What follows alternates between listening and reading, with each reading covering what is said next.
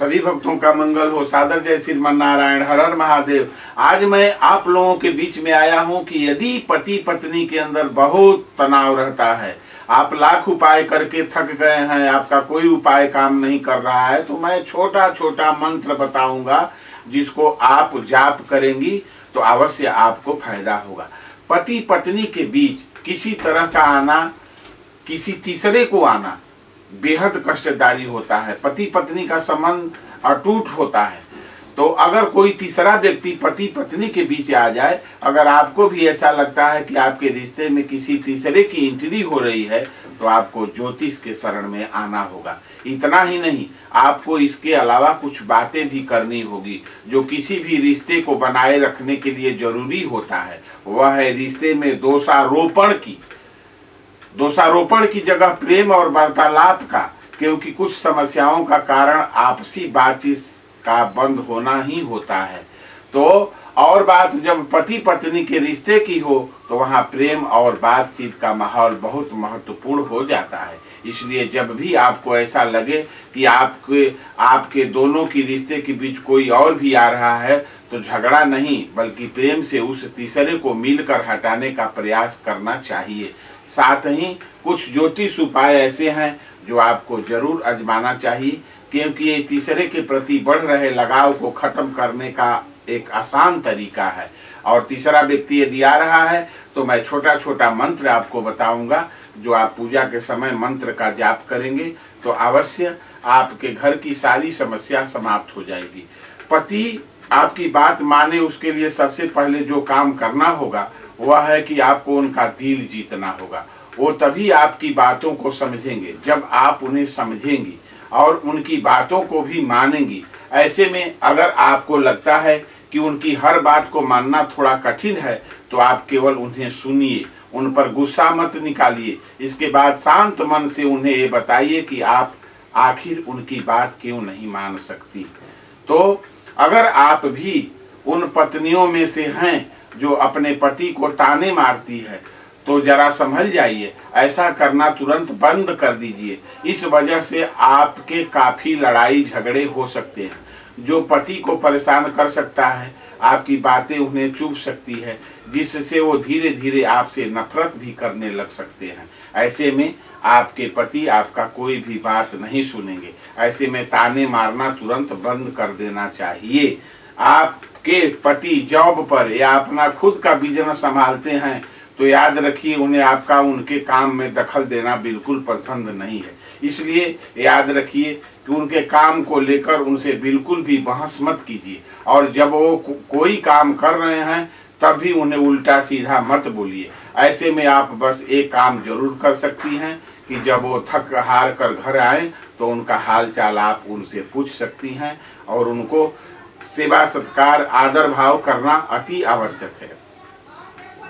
शिव पार्वती की मूर्ति या तस्वीर के आगे अब मैं आपको उपाय बता रहा हूं।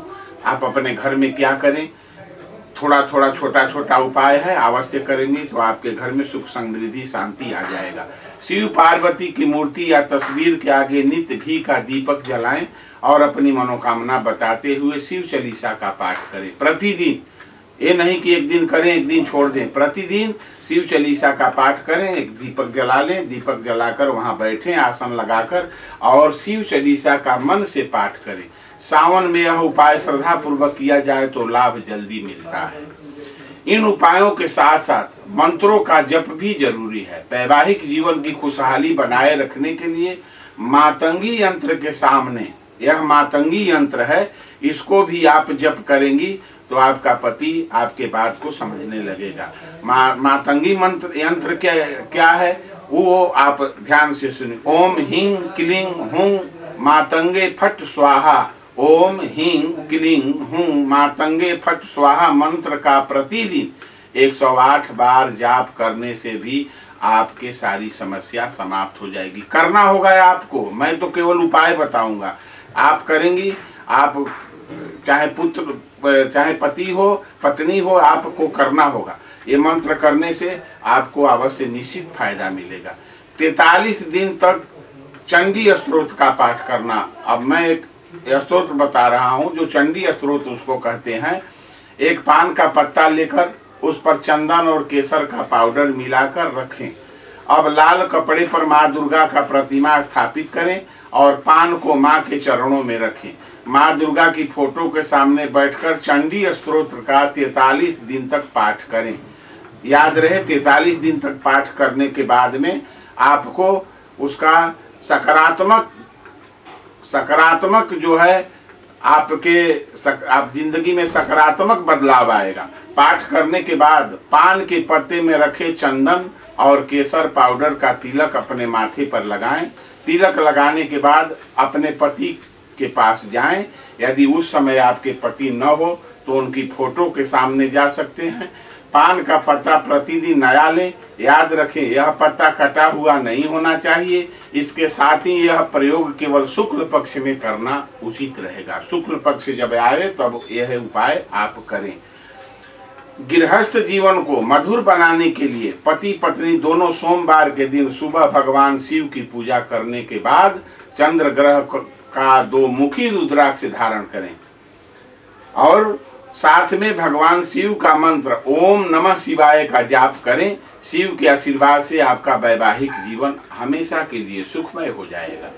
पति पत्नी दोनों को क्रोध कम आए तो उसके लिए जरूरी है कि दोनों लोग सुबह पूजा करने के बाद माथे पर चंदन और हल्दी का तिलक, यदि क्रोध आता है आपके पति को या चाहे पत्नी को, तो क्या करें, तो उसके लिए दोनों लोग सुबह पूजा करने के बाद माथे पर चंदन और हल्दी का तिलक लगाएं। इससे पति पत्नी दोनों का गुस्सा नियंत्रित रहता है और दोनों के बीच प्रेम की भावना प्रबल हो जाती है। तो ये काम अवश्य करना चाहिए। यदि किसी के वैवाहिक जीवन में स्नेह की कमी हो, आपस में अनबन रहती हो, तो आपको भगवान विष्णु और माता लक्ष्मी के पीले और लाल रंग के फूल अर्पित करना चाहिए।